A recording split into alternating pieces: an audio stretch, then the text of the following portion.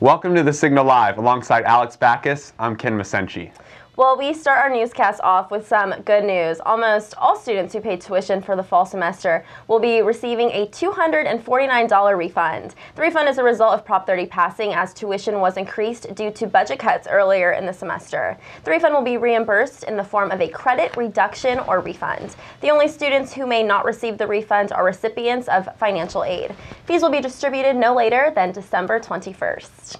While the refunds are good news right now, students in both the CSU and UC systems may be facing major fee increases. The CSU Board of Trustees met November 13th and 14th to discuss raising student fees again.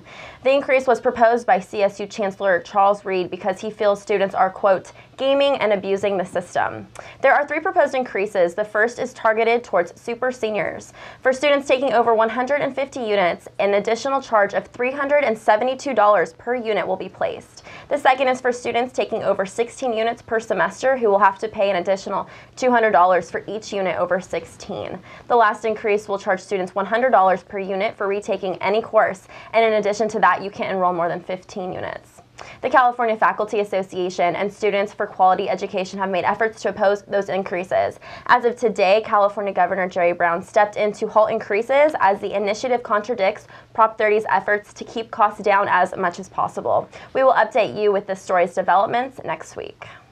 A Turlock woman is being investigated by the Secret Service after posting a racial slur and making a reference towards assassinating the president after last week's presidential election.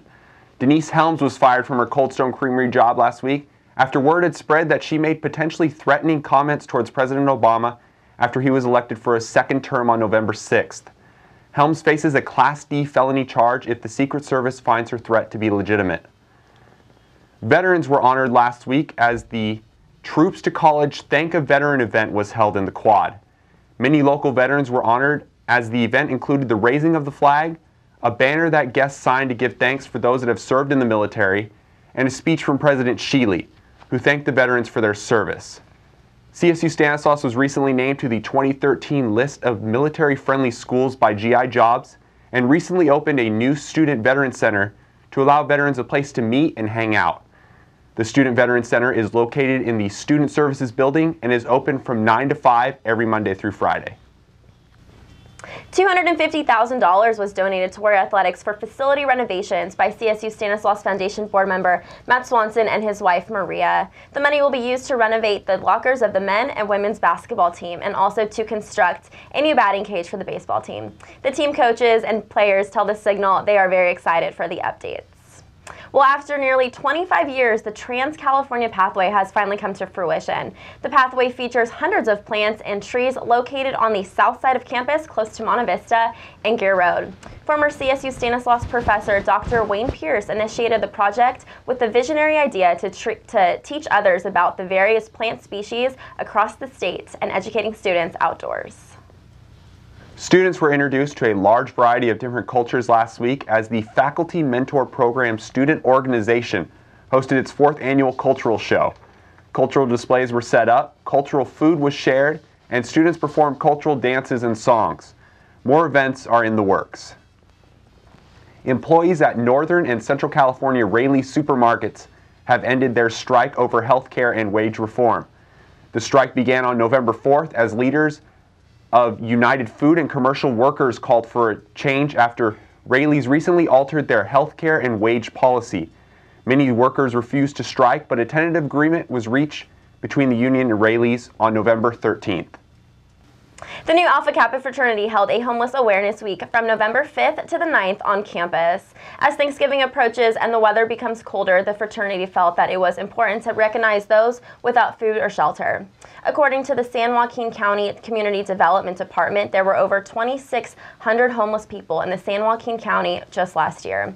If you're looking for ways to give back to the community, you can check out this week's Signal for upcoming events that you can get involved with this holiday season.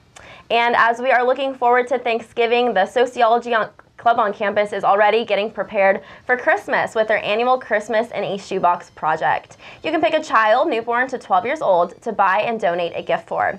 Last year, the club donated and collected 435 gifts to children right here in the local area. To participate, you can go to the lobby in Bazzini Hall weekdays from 10 a.m. to 3 p.m. The second annual KCSS Rocksgiving Holiday Hoedown took place this past weekend at the Grizzly Rock Cafe, with several local bands rocking it out before headlining act Not an Airplane finished off the show. Local bands Table for Five, The Airlings, and Indian Runner also provided a great blend of country and folk music. We are halfway through November, which means those beards for No Shave November have transitioned from stubble to nearly out of control. To all those that are participating or just love beards, check out the Signal as it honors the best beards on campus. There's some interesting beards in there, for sure. To sports now, the CSU Stanislaus women's volleyball team honored 4 seniors this past weekend as the Warriors played their last 2 home games of the year. The Warriors defeated Cal State Monterey Bay 3-2 on Friday and Cal State East Bay 3-2 on Saturday in 2 of the best matches of the season for the Warriors. The season comes to an end this weekend as the Warriors travel down south to take on Cal State Dominguez Hills this Friday.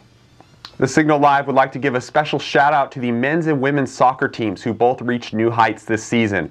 The men locked up their first CCAA championship as well as their first ever win in the NCAA tournament. The women were able to reach number 6 in the nation and number 1 in the West. Congrats to both and have a great offseason. And now that fall sports are ending, the Signal will be shifting to winter sports with men's and women's basketball taking center stage. Well, next week is Thanksgiving. Ken and I would like to wish you a very happy Thanksgiving. Have fun with your families and friends, and of course, eat a lot of really good food. Gobble, gobble. Thank you to Jerry and Crystal. Absolutely. Have a great week.